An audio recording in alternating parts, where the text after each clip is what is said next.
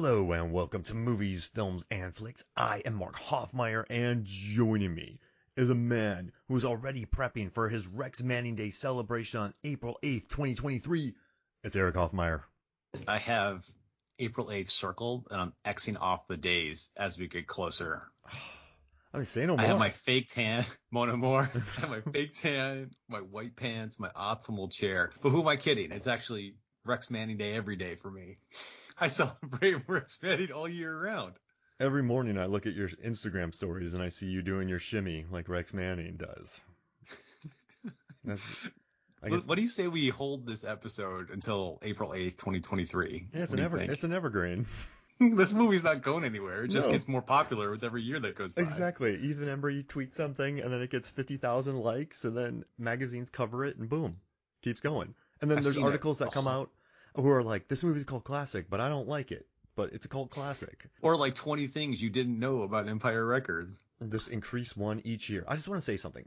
So I do a lot of research, and I've found that a lot of those articles just share the same unsubstantiated facts. The best ones, though, are mental floss. So if you're going to read a article about 14 things you didn't know, go to Mental Floss because they actually link to real articles, not just in a unsubstantiated article, if that makes sense. So they actually fact check the things that you should know. Yeah.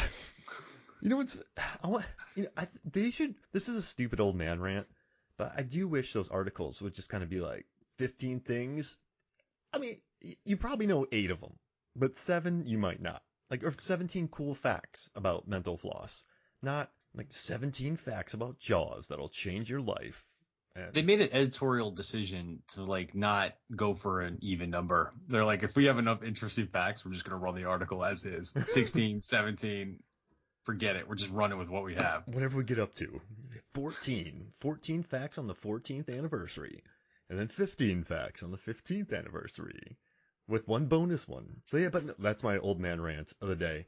But I just want to talk, like, so Rex Manning, this movie came out in 1995. I was 13. I think I watched it on VHS. I dug it. I really liked it. This wasn't like the record stores you and I went to. We had the places in St. Petersburg that... Asylum Records. It was kind of creepy. Yeah. It was real creepy. The guy who owned it was not a normal guy that you wanted to be in the store alone with. We bought incense there. I bought my first CD, which was, I think, Green Day. Wow. Dookie. And we got Rage Against the Machine, I Won't Do It, Bulls on Parade. That album. I don't know the name of it, but it has the guy burning on the front. We got that cassette. Was that the one from next door? We had 2 on Central Avenue in St. Petersburg. Yeah, there were 2. But why weren't they as happy and as cool as Empire Records? Yeah, you're right. One of my favorite memories, Erik. Like when I had $20 and I went and I bought In Utero by Nirvana and the Pearl Jam. I was 12. I think I was 11. No, I was 11. Because Kurt Cobain hadn't died yet, and he died in 94 or 95, April 8th. That's when they found him. But was In Utero, is that the one with heart-shaped box, or is that the next one? Yeah, because I think, that's the one with heart-shaped box. And I remember I learned about them because of Wayne's World. Like, hey, Wayne, I got a new complaint. And I was like, oh, I like this. And I bought Pearl Jam's album with the dog against the fence. But I was like 11, dude. And I spent my hard-earned money on some depressing music. Yeah. But I've always liked that stuff because I always dug Stone Temple Pilots and all those kind of bands. So I mean, like, oh man, hearing this album on Empire Records at the end when they're preparing for that party, and it's like, in a world of human wreckage. That was Sponge. Yeah, that's Plowed by Sponge. That song, man, I love that song. That and In the Meantime by Space Hog. Ooh. For the longest time, before you could just put your phone up and record a song, and before we had satellite radio, whenever those songs came on, I had no idea what the name was. So I didn't know what to type in. So eventually when smartphones came around, I was like, all right. Well, in the 90s, you didn't really understand what they were saying in the songs either. There's a lot of... when people talk about mumblecore rap and kind of like SoundCloud rappers nowadays, it's like, yo, dude, did you listen to grunge? Like Alice in Chains. Like, you had an Alice in Chains album, and I just felt like I was sinking into the floor whenever you played it. Like, that was I wonder why I thought I mean, I respect the talent of the music, but I don't know what, it didn't connect with me. I don't know why I bought it. I probably only bought it because everyone else was buying it at that time. It's like when you bought the White Zombie CD. That one, more human. With the more human. Yeah. And then I will say though, Collective Soul got a lot of play on our cassette players that we had. Runaway Train. So did Jim Blossoms. But yeah. the song I Till I read the Hear It CDs. From You. Yeah, Till I Hear It From You it came from this movie. That's what spawned that hit. Wow. And that's one of the soundtracks of the 90s. I mean, that's one of the top songs of that decade. They had some pretty beast mode songs. So they had Hey Jealousy. They had Found Out About You, Till I Hear It From You. There's a lot of you. Follow You Down. The guy had some jealousy issues. Wait. Like, he really did. Like, Wait. This is really okay. So he has Found Out About You, Till I Hear It From You, and Follow You Down. But then they had Allison Road. That was another really good one. So they're a band that had a decent amount of hits on the radio. They weren't one-hit wonders. They were kind of 5-hit. Yeah. Well, and all of his songs were about torpedoing himself. Or like I'm just gonna crash on my friend's couch and feel bad about myself for letting this woman get away from me, or I'm not gonna let go of your memory, so I'm just gonna keep prostrating myself and following you wherever you may go, and lingering in this sadness. But it's so poppy. Yeah, so many pop songs have some really weird stuff in them. I love pop songs that sneak in things. Like there's a song called Why Can't I Breathe from Liz Phair. And she's like, we haven't blanked yet, but my head's spinning. She's like, we're already wet and we're going to go swimming. But she's like, why can't I breathe when I think about you? But it's all about her cheating on some guy who has a girlfriend with some guy. But it's like super dirty, but it sounds really nice. And so these shows on like, Hallmark Christmas movies use it. And they're like, this song. Like in Dawson's Creek. I was like, this song's about like some pretty crazy, some pretty funny stuff here. So I love when they can sneak in, like, what, Third Eye Blind, Semi-Charmed Life. That's all about drug usage. But it's poppy, so people just jam out to it. So, I mean, I like it. It's like a Trojan horse song that sounds poppy, but it makes you depressed.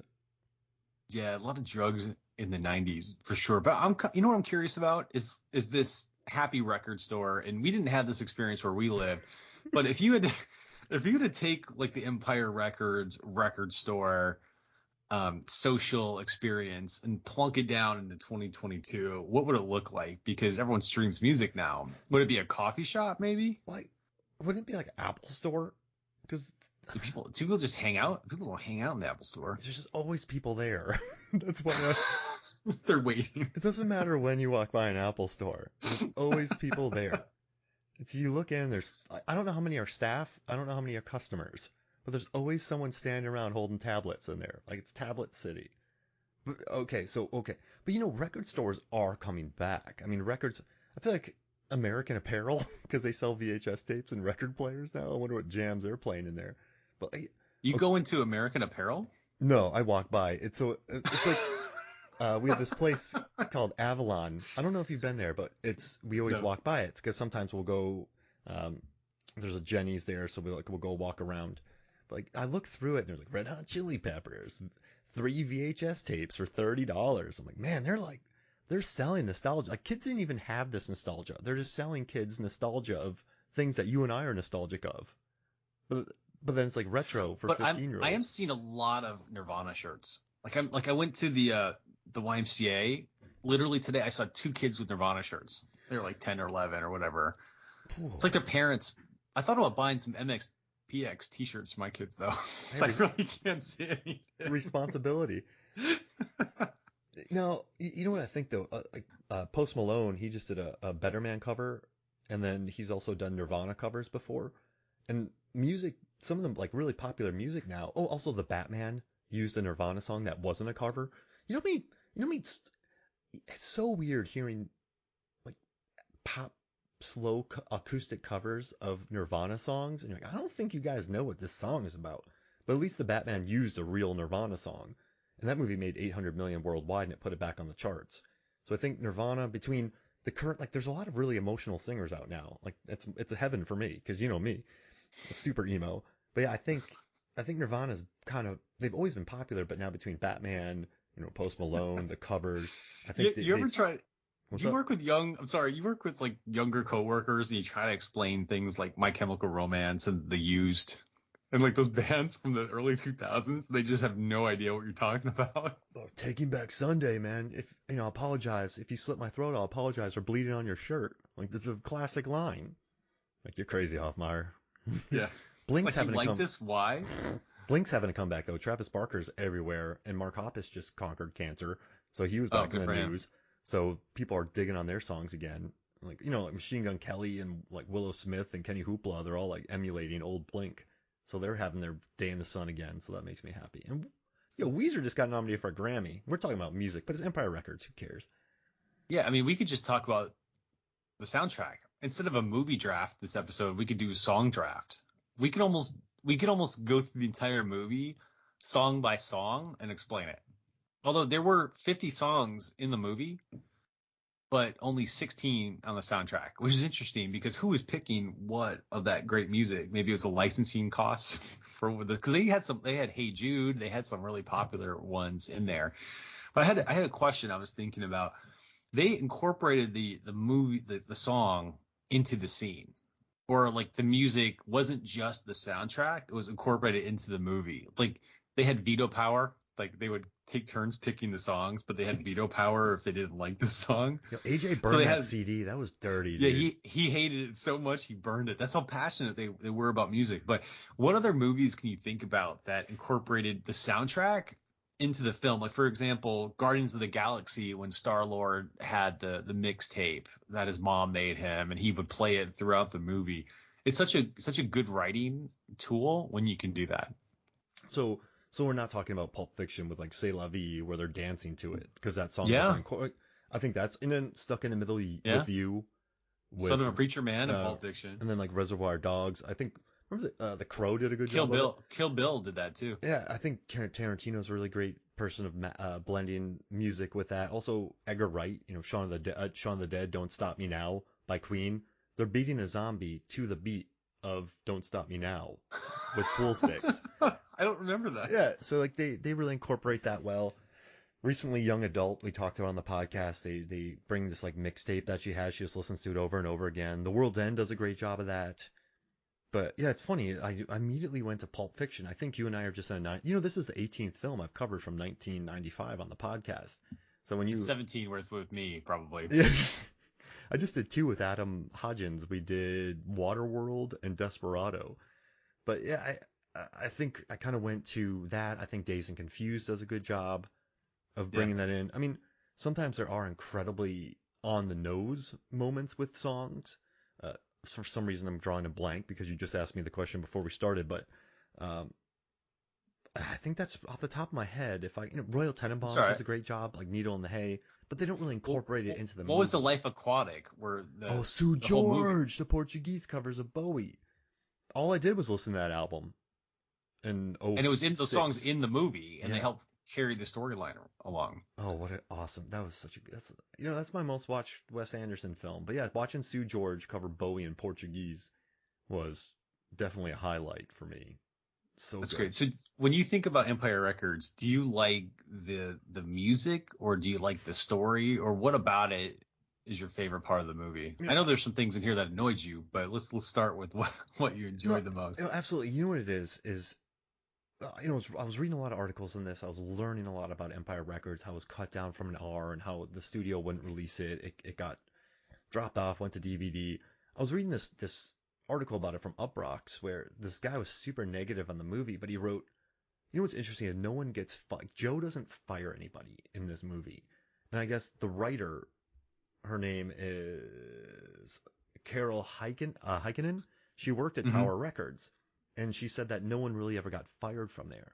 So it was just really interesting watching this day in the life where you have Lucas stealing money. You have Corey flipping out in the middle of everything. You have Deborah coming in with her bandages and hair shaving. You have Renée Zellweger hooking up with Rex Manning in the bathroom. You have AJ attacking Rex and getting knocked out. You have people showing up late. You have this, that. I mean, Warren's probably going to get a job there, and he ran the place with guns. with blanks. Yeah, and so it's this place where it's sort of like everyone's sort of accepted. They're all sort of different. It's a very specific view. I mean, this takes place in Delaware. All these kids are like, it's the super 90s as well. So like a bunch of, it's just a bunch of white kids, white indie kids rocking it out. But it was nice though, because watching this, because it was all different walks of life, I would say, of this group. It didn't represent all of America, but like Delaware, sure. And then I think what I like is that nobody got fired. Everyone was sort of accepting of each other. They were frenemies in this place. What's interesting? Like no one they were kind of butts to each other, and I think that's pretty butts. It's Beavis and Butt. I feel like Mike Judge there, but they. But it's like they could be that way to each other, but no one else could do that to them. Yeah, it was quite interesting watching them and how they were kind of themselves. They sort of. They're all weirdos, but I think at Empire Records they were allowed to be themselves, even though some of them didn't like each other. But like, I thought the one interesting relationship is between Deborah and Gina. Like they just sit there and make fun of each other the whole time, but there's this weird respect between them because, like, Gina's always just like, wait, no, I'm sorry, Deborah isn't a big fan of Corey because she thinks Corey's fake. But then you have Gina, played by Renée Zellweger and Robin Tunney, who are very good actresses. I mean, Oscar winners, like, and Tooney's just made bank on syndication. She has her own shows. Huge. Like, and so watching them, they have this weird respect for each other because they go at each other hard. Like, the shorter your skirt gets, the smarter you are. And then she's like, well, the shorter your hair becomes, the smarter you are. And they both sort of looked at each other like, well, it's pretty good. So they don't mutual respect. Yeah, and I think there's definitely another sense of optimism. I don't buy the hooey about Empire Records, saving the man from a record store. I mean, it's still a consumeristic record store. Yeah. But I guess that's what I liked. It's not, there's no super deep, dark, like in Clerks, dude. Remember, I don't want to get to, but there's a scene in Clerks where a woman goes into a bathroom with a dead guy. In Mallrats, it's just, there's a lot of cynicism. I think there's not that much cynicism in this movie. And it's very episodic because of all the cuts and the script changes, which makes it watchable. Then I think the script changes hurt the overall film. But I do think there's an optimism to it. There's some fun music, and these people are all different, but they put up with each other. And no one gets fired. I think that's my very long answer of why I enjoy this movie, because it's different. We don't really have anything like this. It's a good point. You brought up a couple points. The first one was when you mentioned how no one got fired, and I love the line from Joe where Gina asks me, "Am I fired?" And he says, "Have I fired anyone today? Why would I start with you?" So Joe to me was the linchpin. I think he was such a good boss. He was cranky, but he cared about the employees. And there's a few reasons why I liked him. One, it's just like, when you go into stores and then you got like a character who's the proprietor. Like if you go to a restaurant and the restaurateur is like kind of a character, or a bar. But then you also have the really cranky store owner. But he was like a cool, cranky store owner. But he was such a good boss because he cared. Like he was messed up. He made plenty of comments in the beginning, but he asked Lucas if he was in trouble, which is why he took the money. He let people be themselves. He gave Warren a job. He had to sit down with Deb after she shaved her head, and the way he finally got through to her was, "You're doing a good job, Deb." Yeah, that was a great moment. It was a good pivot. He reaches out when he saw that wasn't working. He found an alternate way to connect with her. He was searching for the lost cash at the beginning, but he still fielded questions from AJ asking about telling Liv Tyler that he loved her. Like he's searching for all his money, but he's still helping this guy tell Liv Tyler that. So he was a good boss. He was a good leader. I mean, listen, Deborah's doing his quarterly taxes, so you don't want to make her mad. So you want to no. You're doing a good job, Deborah. But I feel like he knows where his employees are at. He gives them room to be themselves. They dust a lot, so that's great. What I like too is I think like this movie takes you back to the days when you had the minimum wage job, and I think when you had the minimum wage job, those are some of the best jobs in your whole life.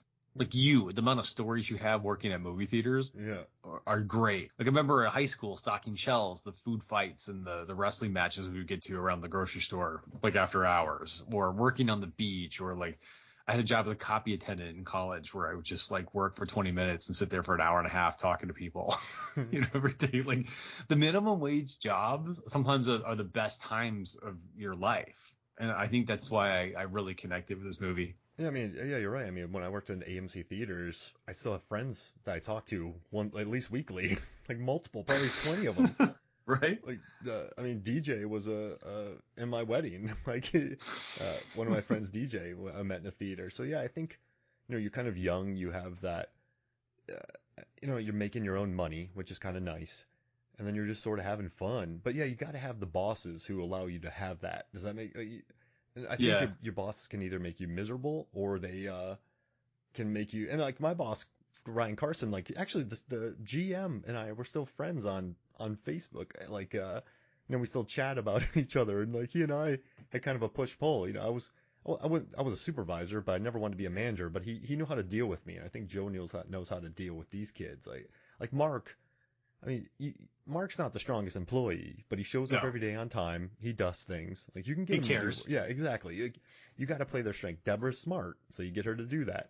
I don't think any of these kids ever steal from the tills, so you just sort of trust them to do that. And I mean, Burko comes in at the later shift. He seems like a night owl. Then you got Chemo coming in. He probably or Eddie. He comes in later Chemo, on. that was the pizza guy. Yeah, he works at pizza joint. And then he comes in, and works his shifts there at Empire Records. But And he brings everyone pizza. yeah, he's cool, man. He's a good boss. He's good at multitasking. But I like too though. He's also kind of tired of AJ in that scene, and I think you need that. Like I think you kind of need that tough love sometimes. He's probably heard that from AJ so many times. He's like, all right, guy, come on. Like, Yeah. You're pining away. I'm sick of hearing this. Let me at least, try and talk some sense into you. stop being a 1990s romantic comedy character. Like you're not Hugh Grant. Just get in there, AJ. Draw or Dude, something. that guy had the great 90s style with the gosh. layers, the bulky, the shirt, and then he had the hair that kind of lays on the face. That guy had the perfect 90s style in that movie. And they're all differently dressed. I mean, you got Warren, who's wearing the baggy clothes. You have that kind of era. He liked metal and rap. So like, metal. Remember back, like the kids who listened to metal had like Jingo jeans and all that kind of Yeah, stuff. So he would have loved Limp Bizkit. Like that was yeah. like a couple years before Limp Bizkit. And then, And then you got Kid Rock. He would have been all over it. Oh gosh, yeah. And then Lucas is kind of a beatnik, right? The smarter than everyone else. Can we talk Lucas? Yeah. What did you think about Lucas? I'm curious to get your take. Man. By the way, for our listeners, Lucas was the one that took the money and rode to Atlantic City and gambled it to try and save the store. It all went bad, and it kind of set the movie in motion. I just think it's funny that Rory Coughlin didn't want to be in this movie because he had just done Dazed and Confused and he didn't want to get pigeonholed. So he asked for a ton of money, and they're like, sure. And also, he rides his own motorcycle. After Dazed and Confused, Matthew McConaughey, Cole Hauser, and Roy Cochran rode around Europe on motorcycles. So we could, Roy Cochran. That's amazing. Yeah. I didn't know that. It's in his book, like Green Lights, McConaughey's book. But yeah, I mean, Lucas feels like he's in a different movie than Mark. He feels like he's in a different movie than AJ. I mean, I guess everyone has their own internal, like everyone doesn't have to be in the same film, but his dialogue was just so stylistically from another movie. It was very Pulp Fiction-esque, I guess. Very stylishly written. And I mean, I like the scenes where even when he's listening to AC/DC, he's dancing like Mick Jagger. Like this is a guy who he's definitely off. He's definitely. Well, they all had their weird dancing styles. All of them did. I don't know. I got so tired of this. But you know what? I don't know how old any of these kids are in this movie. I think, and this leads me to my point. Like I think AJ's 21. I'm pretty sure Corey's 18. I think Mark is the youngest because Ethan Embry was 15 when he made this movie. Robin Tooney's probably 21 in this film, somewhere in there. Somewhere around there. Yeah, so she's the older one. I have no idea how old these kids are. So I think Lucas is probably the oldest of all of them, and he's still around, kind of being like a, he goes to the cafe and gets gigantic cappuccinos with Mike Myers from So I Married an Axe Murderer. He's just, but then there's something weird, kind of mythical about him. When he gambles, he calls it right, but he always goes too far and messes up. So he's this guy who could be successful, but he's just always going too far and screwing something up. But yeah, yes. he's not my favorite character. Long story short. Interesting. So my take was on the polar opposite side of that. I like the diversity he brought into it. I thought it was kind of dynamic to have the goofball like Ethan Embry and this Rory Cochrane as Lucas, who's just out there. I like Ebert described him as a smart alienated individualist with an oblique sense of humor. An oblique, I had to Google this because it's so good. It means kind of indirect humor. Like he never gives a straight answer to a question. So he's smart, alienated individualist with an oblique sense of humor. I'm like, Ebert always never ceases to amaze me how he's able to describe people. But I think you have to be smart in order to not answer any questions. Mm-hmm. Like, Joe, I can categorically say that you are not a banana head. You know, who knows where thoughts come from? They just appear. Always play with their minds. You know, there's just like, he can never answer the question. Like one of the funniest interactions was like, Joe's like, where's the money? And he's like, in Atlantic City. Joe says, is it coming back? No, probably not. What's it doing in Atlantic City? Recirculating. It's just maddening to listen to the guy. But to me, I think it's kind of smart. In the same way, I think it's smart to write a really bad song like Say No More, Mon Amour. Mm-hmm. It takes talent to write that. So that's what I appreciated. I mean, the music video itself is beautiful. Even though it's like 10 years behind where 90s were, it's still a glorious looking. Oh, the linen and he's like all over these ladies. It was just so.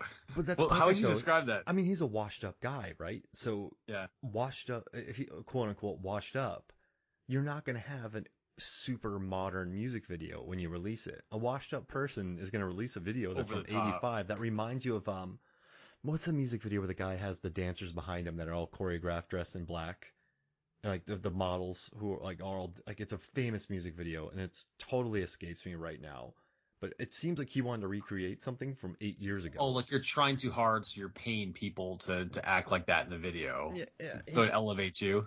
I mean, he's trying to recreate a vibe that was foregone in the 80s. Like it was very, if you look at the lighting of that music video, it was very soft, like a lot of that soft lighting, and you kind of over, like it was just very, you know, you look back at the stylistic choices, it just seems very 80s, but he's doing the song in an era of grunge. Like I mean, oh yeah, I mean 95 though, things were starting to change for grunge because you started having Hootie. Music was changing in 95 because grunge got like so commodified by 94, then it became punk cool. started to rise. Started to rise at that time too. Maybe Green Day had popped, and then, you know, once something becomes popular, you just commercialize it. But so I thought it was a pretty shrewd choice to make his music be so old seeming in an era where things were quite grungy, were quite Green You're Day. Right. It wasn't. You know, and even like metal at the time, like, you know, hair rock still wasn't around. Like Guns N' Roses might have been still kicking around. Aerosmith was doing good, but they adapted with music. So I think just placing him in a time capsule was the smartest move. Like you can't Aerosmith Rex Manning. Yeah, and they alluded to it a lot when people would come up and say like, "Oh, you used to be my favorite singer when I was younger," or "This is can I get your autograph from my mom?" Or the old lady singing to him. Oh man. And then that was smart writing. I mean, the way he reacted to that, he did a great job of making his character unlikable to the point of being funny. You know what's funny? So his character I like a lot more after working over 50 Comic-Cons between 6 years. So I worked the floor for Comic-Cons, and I managed show floors. And just watching, you know what's crazy too is when I started, it wasn't A-listers like it is now. You get Hemsworth. Like I remember we landed like Hemsworth in 14, and that was huge for Comic-Con. But before that, you know, it was a lot of the Star Treks, the Star Wars, that kind of stuff. So you got a lot of sullen C-listers who just sit there going like, oh my mom loved you in Hercules. You know, it's just so now watching him. But you know what I like about Rex Manning? And yes, he has the worst, jerkiest line that would win him the jerk. And you know what? I wrote a post. Where's the applause line? Remember in 2015 I did a 1995 week and I did like the biggest jerks of 95 and I gave him the award for that. But he does put on a nice professional face for his fans. Like he's an old pro at what he's doing.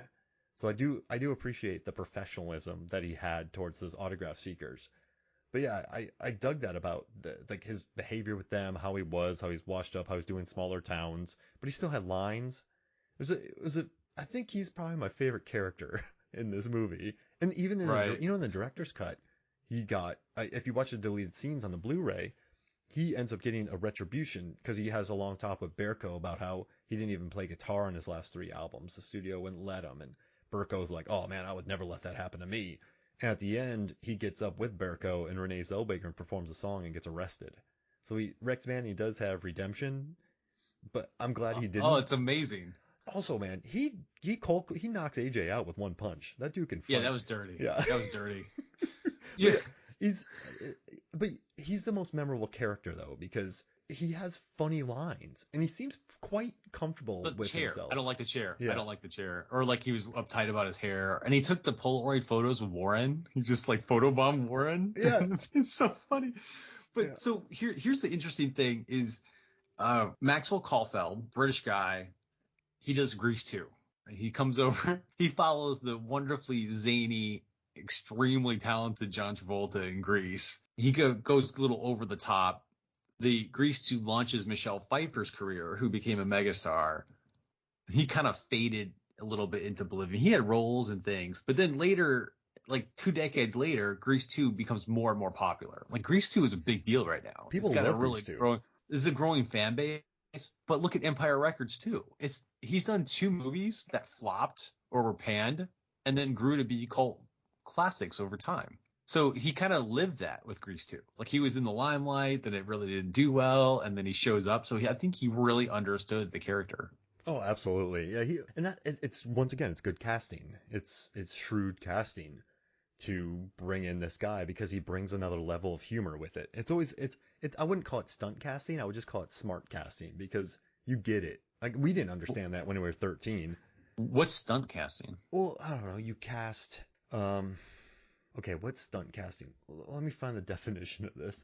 Stunt casting is when you cast a movie for a name. Like Okay. Let me find it. I can't word it. The casting of a very famous actor or other celebrity as a guest star in a movie or TV show in order to garner publicity. So I'm not saying it. I love The Lost City. Like if you put in a pop star into a movie, Yeah, or someone with a really high Instagram following. Britney Spears in Empire Records, right? Or Logan Paul was in the Valley Girl remake because he was a popular YouTuber. Michael Jackson in Men in Black. Yeah, so I mean that's stunt casting. Yeah, there we go. It was on the tip of my tongue, but this wasn't stunt casting. This was like really on the nose, funny casting. If you get it, we didn't. At 13 and 15, we didn't get it, but later on, we kind of realized that it's good casting. But I mean, this is, and also too, another thing I like about this movie is I just like day in the life movies. Like, so if a movie has a treasure hunt, I immediately give it a B. I don't care what the movie is. Are you hunting for treasure? Okay, B. Like that's it because I love those. But I also love, is there a chance to go to A, or is it you can only go down? How does that work? The lowest it gets is a B. So if it's a treasure hunt movie that's somewhat good, A. National Treasure, A. Indiana Jones, A. National Treasure 2, B+. Avengers. Wasn't Avengers kind of like a treasure hunt? The last Avengers? Oh, where they're like going around hunting for stones and stuff? Yeah. Kind of felt like a treasure hunt. A-. Right? It's no National Treasure, right? Sahara, B. Like, I'll give those. But like day in the life movies, and especially Rundown. A+. Kidding me? Day in the life movies though in the 90s, man, like Before Sunrise is one of my favorite movies. I love that whole franchise. Just a day. You have, and this movie was 2 days. And this movie is kind of technically 2 days, but you know what? It's a one-dayer. Like Clerks. Yeah, because they went past midnight. Dude, I saw Clerks in '95 one day at a gas station talking about Star Wars. I watched Friday, watching Chris Tucker explode off that screen and Debo in the final fight. That was amazing. You also had Dazed and Confused, which we had watched by this time.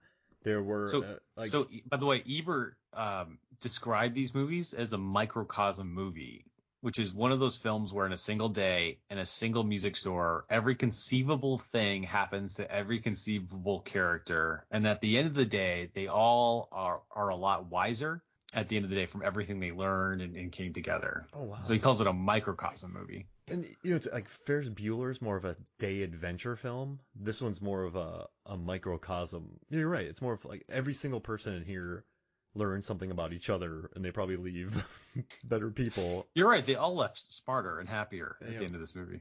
One of Liv Tyler's gonna go to Harvard. AJ's gonna go to an art school in Boston. Yeah, to be with her. State art school. Like, how are you gonna pay for that? Huh. Well, he's finally realizing his art. You know what scene I do love? I'm going way off track, but I'm just saying I like single day films. I like when you can live in this day, when you have like a do the right thing, or a movie that just builds through the course of a day. Technically, this is 2 days, but you know what I mean. It's I don't know. I think it's a interesting style, and I don't think I've ever hated a 1 day movie that's ever. Remember, but we saw it Falling Down in the 90s. Like I feel like we had a Speed. Well, that took place over because you had the elevator and all that, blah, blah, blah. But, right. Speed still was like a 1 day or almost. So I feel like Hard Rain, but I digress. I like these types of movies. I feel like you sort of get to live with the characters. There's a sense of urgency to it. And you know what's interesting too? Maybe there's a sense of intimacy as well, because you just get to live in their world for a day. You get to see them clean. You get to see them make coffee. You get to see how they show up for work, that kind of stuff. So if a movie has that, I kind of like it. And 95 was chock full of those, so it's another kind of bonus for me. And also I think it adds to the hangout ability of this movie. You could, it has a massive cult audience. 4,000 people showed up to a screening of it, and I think it's just because you can put it on if it is on, and you just sort of put it on. Like there's no, I don't know if it's quote worthy. It's really quote worthy too. There's so many good lines in here. Remember when you and I watched Pulp Fiction, and we watched The Crow and Pulp Fiction in 94. And those movies I felt really weighed on me when I was 12. But then you watch Empire Records when you're 13, and you don't get that weight. Like I remember Clerks weighed on me. Just the finale, how it built. Mallrats built on me. So Chasing Amy. Yeah, like those movies sort of weighed on me. But then you get this movie where, I mean, there's problems. I mean, you have calls for attention with, trying to pierce your arm with a Bic razor, which is very Breakfast Club because he had a flare gun, which would have been horribly painful.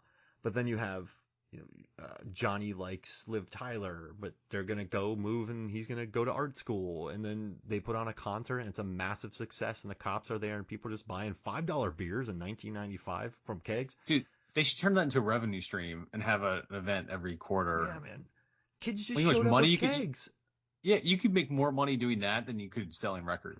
Yeah, Mark seems like a beautiful party promoter. He knew everybody in town. So everything works out conveniently. Renée Zellweger gets to sing. Everyone becomes friends again. But there's no real high highs and there's no real low lows. It's just kind of a chill picture. So I think that's a reason why it could be rewatchable, if that makes sense to you. Like it's just sort of there. And I'm not insulting that. It just doesn't have the weight of what Ice Cube talking to his dad in Friday about fighting with your fists, not with guns. Like it doesn't have the cynicism of Mallrats that just and it lifts you up subtly too. Yeah, it has a Gwar concert. You on the nose. That wasn't originally in the script. They just saw that Gwar happened to be passing through North Carolina where they filmed the movie. They worked it in. I'm happy they never played at my bar because that production is huge, man. The amount of makeup for those guys, crazy. Hey, so how about this? Let's take a quick break. When we come back, we will talk more Empire Records. We will be right back. Welcome back to Movies, Films, and Flicks. And I'm going to do something devious here, Eric. I am going to do something that you might not be a fan of, but I'm going to put you on the spot.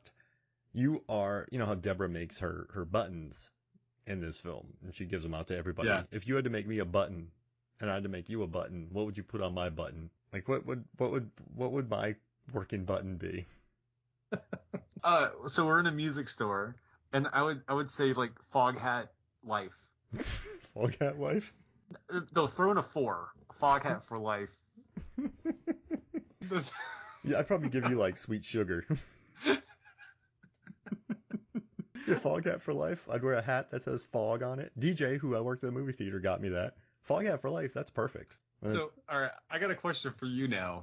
So, in the movie, Mark, who's played by Ethan Embry, he wants to start a band, and he wants to name the band Mark, but he's going to name it Mark with the C for the psychological or psychedelic aspect. So, Mark, if you had a band Would you name it Mark with a K or Mark with a C? I would do something devious. So I'm thinking Mark with a K, but it would be Mark C and the Cosmonauts. So just Mark C period and the Cosmonauts. Is the C the middle initial? Mark, let's see. Like, no, just Mark C. Mark, I guess my name would be like Mark Cooper or something. So then it would be Mark C and the Cosmonauts. So it's like, yeah, Mark with a C. Wait, Mark C? Wait, Mark with a C and the Cosmonauts. But my name is That's a lot K. of alliteration. That's what I want. Are you going to spell cosmonauts with a K?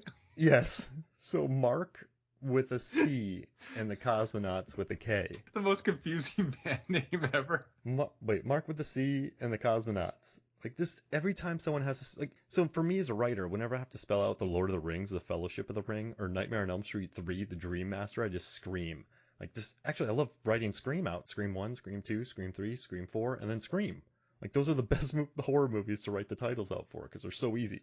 It's not Halloween 3, The Return of Michael Myers. But yeah, it would be Mark with a C, but it would be M-A-R-K with a C and the Cosmonauts with a K. But I'm not adding with a K. Yeah. So the moral of the story is don't antagonize the film critics. Like, don't have a movie or a band that just says film critics suck. Like, wouldn't that be a funny title to a movie? Yeah, I hate music critics. That's the name of your band? Yeah. The music critics are like, well, I mean, the music's bad. What did I ever do to you? Yeah. Eat it, music critics. Like, that's our first single. It's just a bass line. All the music critics like, I gotta listen to this thing now. Yeah. It's a good way to get attention. And then they hate on it. It's like, I told you. It's like, you're just quoting the obvious.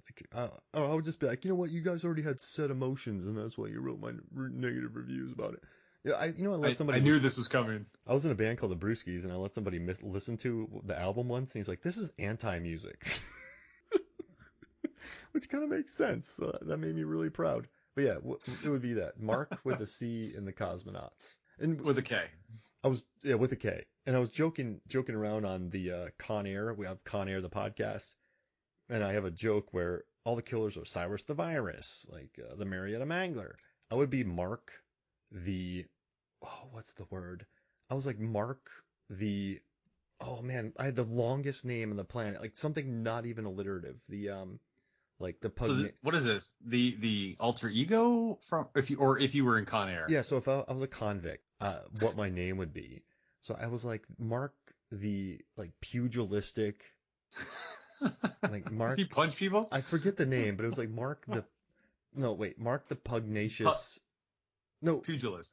No, I have another word. I'm just making up new ones now, but it's like Mark the pugnacious serial murderer. Like it doesn't even rhyme. The pugnacious serial murderer.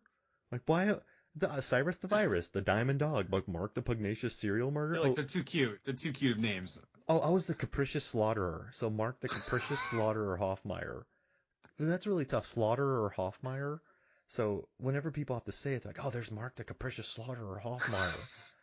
Everyone gets so annoyed, and like every news reporter is like if you use my nickname again, use my full name. So yeah, like the Zodiac, like that's so easy. But Mark the capricious slaughterer. Yeah, but that's my band name right there. Well, while we're on the topic of questions, let's roll into questions for Mark. And my first one is, why do you think this movie is so popular today? I mean, if you look at high school students, college students today, all they've known is streaming music. They haven't known physical media, which was the whole experiential side in Empire Records. So why do you think it's so popular today? Well, so this movie was made kind of. It was made because of the success of Clerks and Days and like the later success. Car Wash, too. Yeah, like Car Wash. Like it was based on the success of that. So it wasn't an organic idea. They pushed it out because the music was hot at the time. They got a writer who worked at Tower Records. They had a director who made Pump Up the Volume, which was a successful Christian Slater film that found a cult audience. So they just thought, hey, let's just put all these things in a blender. Let's make a movie for Gen X. But then Gen Xers, I think, watched it, and this movie didn't hit big on theaters. Kids our age watched it. Kids our age shared it. Yeah. Because we weren't that cynical yet from Gen X. So we shared it. And the thing is, there's not that much conversation about music in this. You know, they had a lot of talk. The pizza guy. Pizza guy is mixtapes. Yeah, so he's the only, like, you know that he and Ethan Embry, Mark, had scenes in between where they would talk about bands, and those scenes got cut out of the movie. So you have Renee Zellweger and really never talks about music. Liv Tyler really never talks about music. AJ never really talks about Oh, music. good And observation. it's kind of it's more of a hangout picture, man. So if you watch High Fidelity, which is a brilliant film in a record store, but you get the narcissistic John Cusack who's just talking about, he's like, I've been with some amazing women, and I've messed it all up, and I'm self-loathing because I'm John Cusack. It's like, you love that movie, but it's heavy. Like, kids aren't going to pick that up and flock to it. I think this movie sort of stands the test of time because of a couple things. They built this set in North Carolina. They built this record store and soundstage in North Carolina where they had the Crow, and they even built the street outside of it on the soundstage. I'm sorry. Did you say The Crow? Was Yeah, The Crow filmed in North in Carolina? North Carolina, yeah, infamously low budget, really stretched out. Teenage Mutant Ninja Turtles was shot in North Carolina, so they had a pretty mini. They actually had some actual sound stages there that you could shoot in, not abandoned warehouses. They had real sound stages. So they built Empire Records inside. They built the street outside. So when you looked anywhere in this building 360, it looked beautiful. Now you look at an American Apparel now. You look at these stores. Vinyl stores are coming back. Practical media is coming back. I still buy Screen Factory, Shout Factory, Kino Lorber. There's a ton of DVDs out now that are really cool. A lot of Blu-rays. Like, there's really neat practical media out now. So you watch it, you know the vinyl's coming back. The store actually feels not totally undated. You have the CDs that people play. And so, no one's using cell phones in this movie. There's like no old really cell phones. It's not a movie that dates itself. People actually talk to each other. It's not a movie, and it doesn't date itself too bad. There still are washed up singers. There's still people who are uncertain. There's still people who are hurting. There's still the weirdos who like to listen to different music. There's still the rockers who get hated on for listening to rock. There's still the pretentious music snobs. So I think kids can watch this now, and it's not totally into the music. It's not going, you don't understand. This isn't La La Land. I'm going to save jazz. It's just kids working in a record store and the adventures they have. It's easy to watch. It's like easy to absorb. And then also the costume design is really cool. There's an entire breakdown of the costume design for this movie and how they developed Liv Tyler's outfit, for how they set up everybody in here. And it's really cool. Like, if you look at Anthony LaPaglia, like, he has an open white shirt. He has a leather jacket. He looks cool, but he also has the boss. How does that work when you do a same day shoot? How many different sets of the same clothes do they have? Oh, there's a bunch. I mean, I've worked the same day movie. I worked a movie called Premature. It was a teenage sex comedy like Groundhog Day. Do they have a dry cleaner? Is there a dry cleaner on set? How does that work? Oh no, you just have the extra. You just have costume designers on top of it with the same outfits. You probably just cycle them out. Okay. Just bring in new. Like, they had to have copies of all of them. Like, you have to have at least a few copies so you could wear one for one day, switch to the next. So yeah, I mean, they probably had 3-4 copies. So sometimes there's outfits where you have 10 variations of them throughout the day. So you ever get sick? Like, I don't know if I could wear the same thing every single day. As a staff member, that's the best, because as a script supervisor, it's the best. Because you watch Ready or Not, which is a movie I love, but the dress that Samara Weaving goes through like 14 different variations. So where are we shooting? What variation is it? How dirty is that? Where's the mud? This one's just put the clothes on. Like, it's great. It's especially if you like the outfit, right? So I can't speak for the actors, but for me, when I was working with the extras on that, it was just a bunch of kids who brought their own clothes in, had to be the same clothes. It's so easy. It's so easy. So that's my spiel on that. Oh, it's interesting. Yeah. I loved it. Kids show up, you got your shirt from yesterday, cool. All right, you're good. You look at the file, You're good. like, you had a picture, you're with the costume people, all right, good. All right, good. All right, good. Like, just, it was cool. So yeah, I mean, I think that's great. I love it. That's interesting. Yeah. Thanks, man. Next question. There was a lot of talking to the camera. I mean, Ethan Embry did a lot of talking. So did Lucas's character, Rory. What's his last name? Rory Cochrane? Cochrane. Yeah. Yeah, Lucas. So what elements are needed in a movie in order to pull off talking to the camera like that? Is it being self-aware, or is it just tongue-in-cheek, or does it advance the storyline? What is it about it that makes it work? Well, the talking to the camera in this movie really threw me off because it doesn't need to be here. I'm not quite sure why it's in this movie, but I mean, the Rex Manning thing is really popular. It's Rex Manning Day. But then I don't know why this movie. We mustn't dwell. Yeah. No, not today. We can't. Not on Rex Manning Day. But they're never natural to me. But I think the enthusiasm of Ethan Embry pulls it off. But I mean, if you look at Do the Right Thing, where people talking to the camera, it's about building that anger. It's about getting personal. It's about getting to know the people, feeling the anger build, getting the camera close on their faces. When you have Ferris Bueller, you have Ferris just being smug, talking to people. Yeah. But do you think they pulled it off, or they didn't absolutely. pull it off? In this movie? Yeah. I mean, I didn't dislike it, but it never felt organic to the story because I don't know why it was there. So for a story, for me, if I can't understand why, Mark could have been saying that to AJ in that scene. So if I don't understand it in the plot, if it doesn't make, like, Ferris Bueller really makes sense to me. High Fidelity makes sense to me, story wise. I know why it's there. This one, it's not necessary. But I didn't dislike it because of just the enthusiasm. And I think if you're going to have two characters talk to the camera, it's got to be Lucas and it's got to be Mark. You can't have AJ talking to the camera. You can't have Gina. She was too much of a straight shooter. Yeah. You got to have the two kind of squirrely guys, the self-aware guy, and then you got to have the total stoner talking to the camera. So I think, Wayne's World, he did that too. Like, when they make the joke about the Domino's Pizza, the pizza gag. Yeah. Like the advertisement in the middle of the movie. And that's hilarious because that's the vibe of the movie. But I guess I wasn't quite sure why this was necessary. And they did a lot of that in reshoots, which was interesting. So they didn't even they wanted to add the casino thing in there just to explain it. So that was a later shoot. Yeah. It's interesting. It was already a very short movie. I mean, it was less than an hour and a half. Yeah. You kind of need it, though, because if he just shows up and he goes, I spent it in Jersey. You're like, what? Like, what? What? Or, yeah, I guess you had to show. I think it's a way to explain what was going through his head. Mm-hmm. And it sets him up as self-narrated. It's interesting. He's a talented kid because he walks in there and he calls a few things. He's just an idiot. So I think it sort of sets up him as a character too.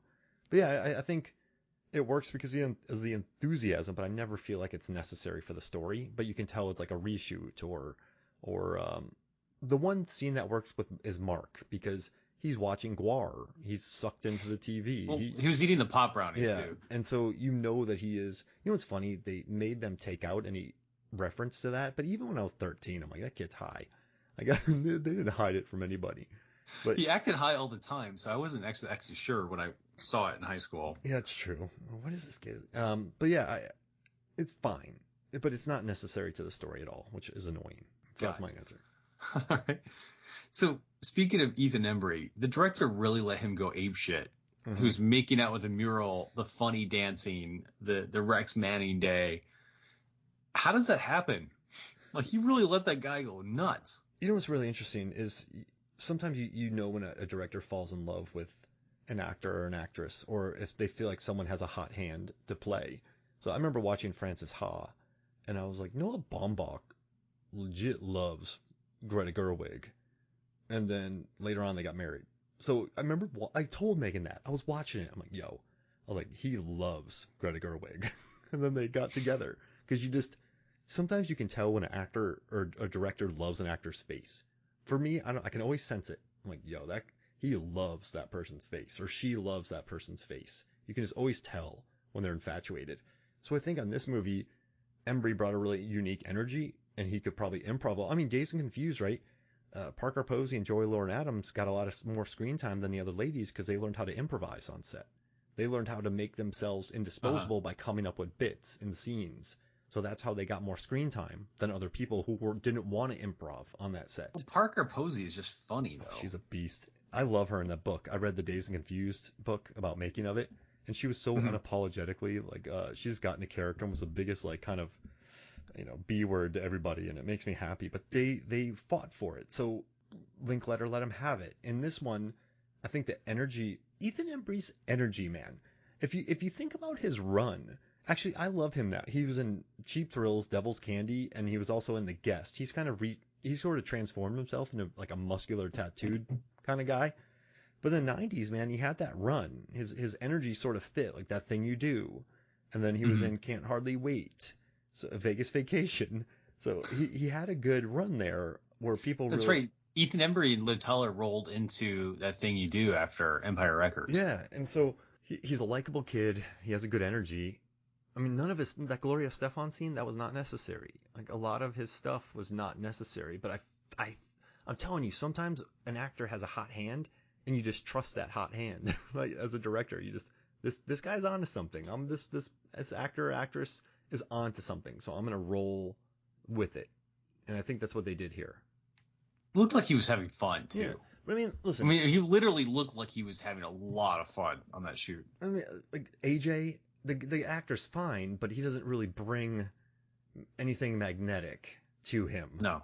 Right? I think Liv Tyler was good, but she was still quite green in the acting scene. That was her coming of age type of movie. That's where she was blossoming into that next level, in my opinion. She was 18 when she made this. And I gotta say, though, when she shoved Johnny Whitworth down, like, she beast moded that poor guy, AJ. She wiped him out.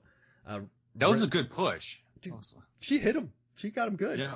But it was a legit push. I also think he liked Brendan Sexton III a lot in this movie, too. I think Warren got a lot of scenes with the photo op and his laughing and his dancing. Sometimes you get an actor on set that, you know, Aaron Paul was supposed to be killed off in Breaking Bad. I think sometimes you just realize that they fit the movie and you give them more to do.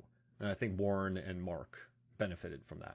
Dude, great answer. All right. Now, do you agree or disagree with the Rotten Tomatoes score, which was 29% critic score, 89% audience score? And I'm asking because 90s movie critics didn't mess around, man. Like they didn't, like, it feels like they give out fives like candy in 2020. But like in the 90s, you had to earn your fresh score. I think it's fair because this movie, the narrative is not that strong. Liv Tyler and AJ, like they don't even talk, and they're supposed to be in love. They're best friends. It's really odd. Like when she's, you know, it's every time she's like, "We're best friends." I'm like, what? I think the whole narrative with I really like Deborah's character, but her plot line's kind of from Breakfast Club. You have Gina yelling at Corey, and she's like, "Yeah, you take diet pills," because earlier in the movie she makes cupcakes late at night, and you know, Mallrats was rotten at the time. There's a lot of movies that are popular nowadays that like Event Horizon's 29%, which blows my mind, but I think 30% is fair for this. I really do. This movie was aimed at a very specific market.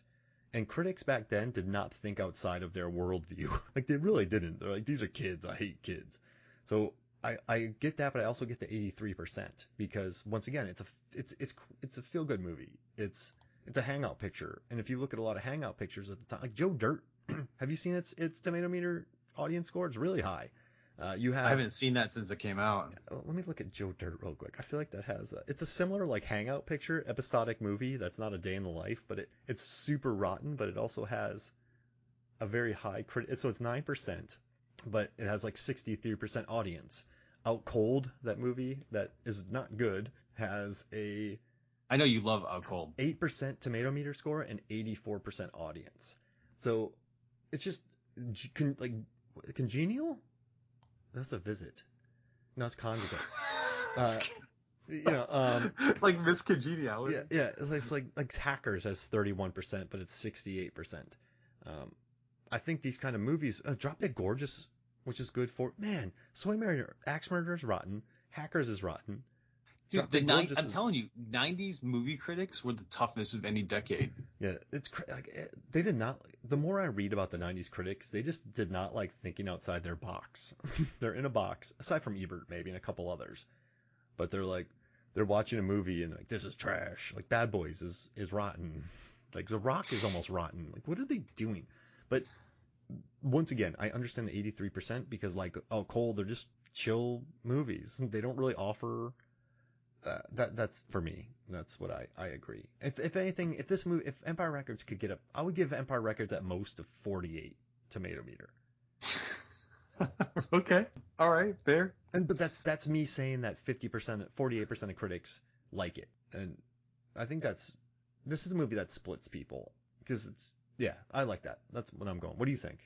I just think across the board, 90s movie critics were really hard on movies. But I think that's why you had the critic score and the audience score. Yeah. Which is, I look at it in a very different vein. All right, last question. I want to talk about Debbie Mazar. Two things. It seems weird that they casted someone with like a really bad haircut because she kept wearing the hat. but to keep it positive, She played the same role in Empire Records as she did in Entourage. Oh, yeah. 2 decades later. What other actors can you think of? I know I'm totally putting you on the spot here. Played a role, 20 years ago or more, and then came back later to relive kind of a similar role. Oh, geez Louise. I know, totally putting you in the spot. Maybe like police officers, or it could be something, but it's just funny to me. Like I saw her in this, and it was like, oh my God, that's her from Entourage. She was great in Entourage. You know what's nuts? She appeared in Goodfellas, then she was in Jungle Fever, then she was in Malcolm X, and then she popped into So I Married an Axe Murderer, Beethoven Second, Batman Forever, and then she's in this. She must have had her role greatly cut down because she shows up. She knows Joe for some reason. I don't know why she knows Joe. And then she's like, "You need a job." Yeah, they hit it off really quick. Yeah, so she must have been part of the 40 minutes of cut scenes. Okay, so actors who played a role and then 20 and then years circle later. back to play that same role. Oh, geez Louise. Maybe Tobey Maguire in the reboot of Spider-Man. Yeah, he comes back. I mean, Patrick Stewart keeps doing that, but no, thing's continuing. This is like a different character, the same type of character in a different movie 20 years later. All right, let's come back to that. One. I mean, know De Niro, it's a hard right? one. Like kind of coming back to do like analyze this, riffing on sort of his old performances, right? But a comedic slant to it. Okay.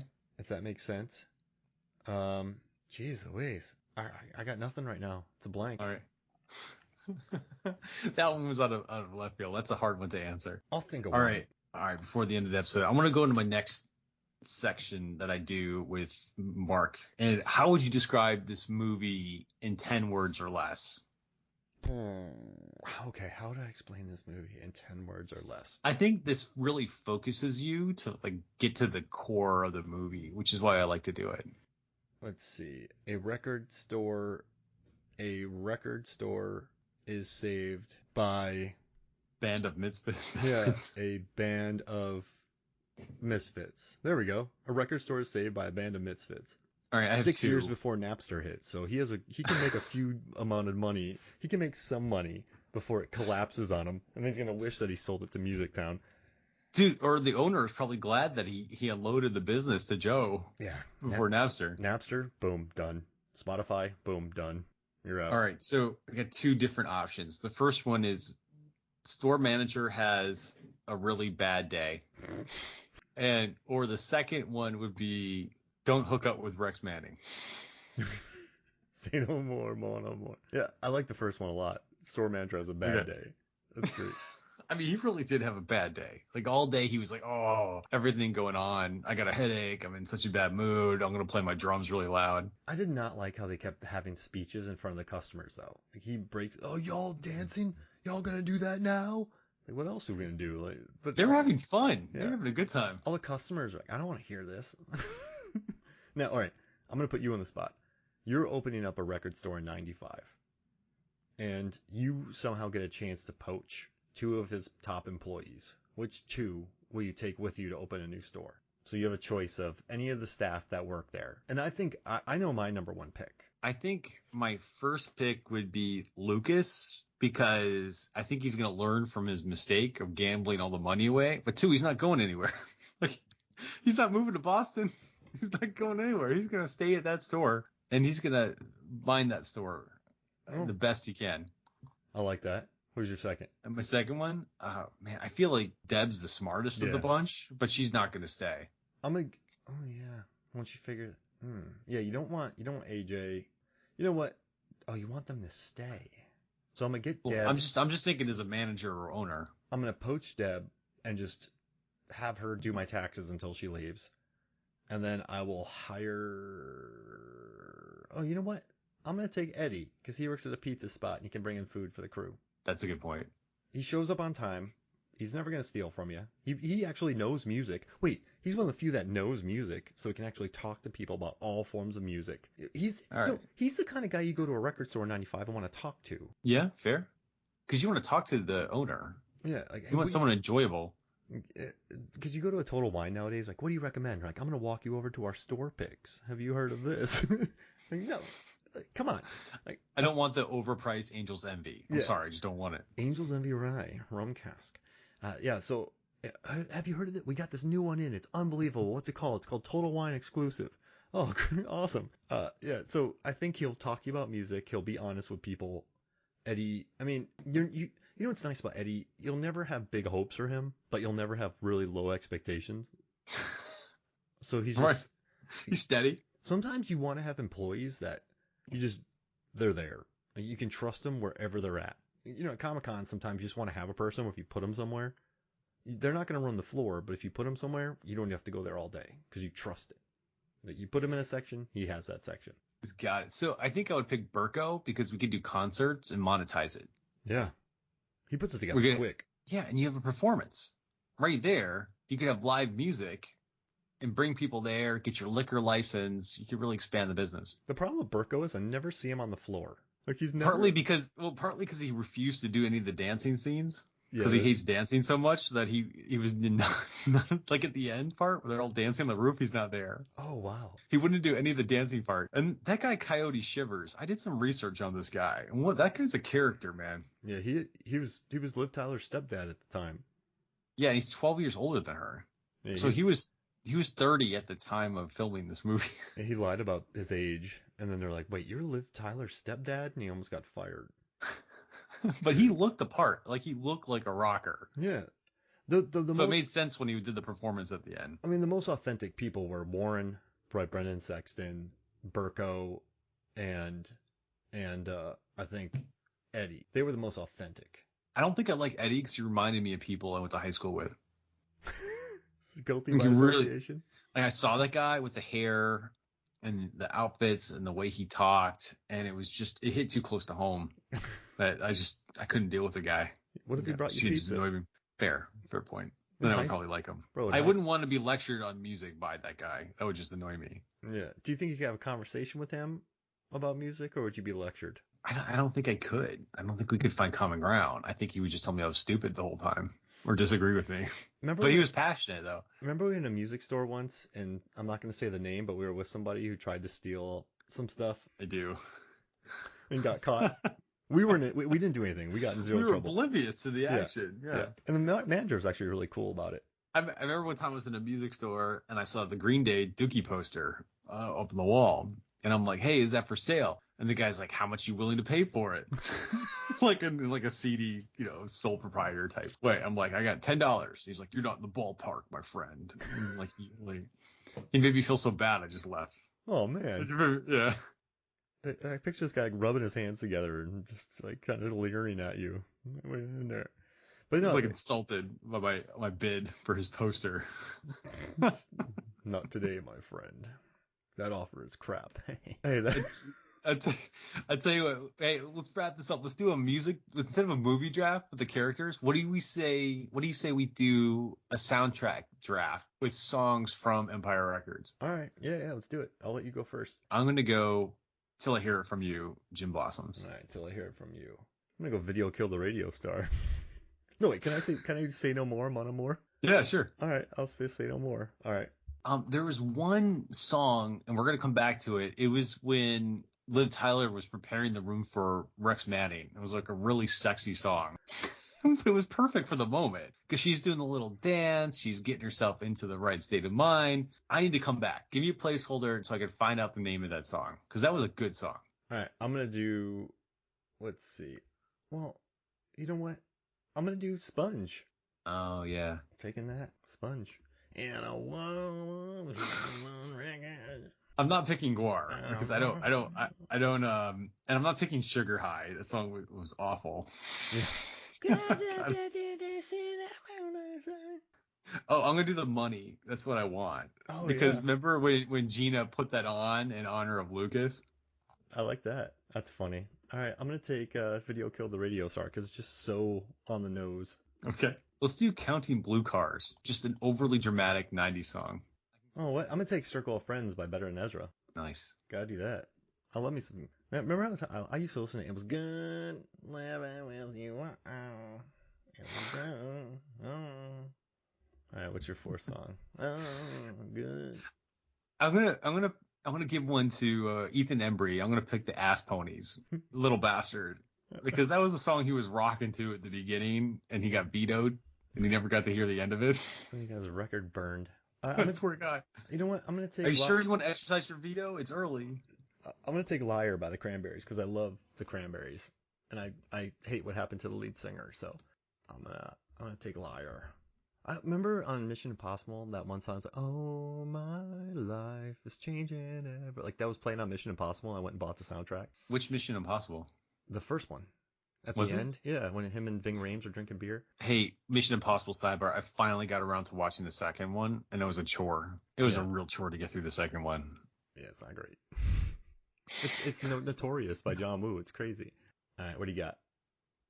That was my fifth. Oh, I'm gonna take "Hey Joe" then for my fifth. Gotta do that.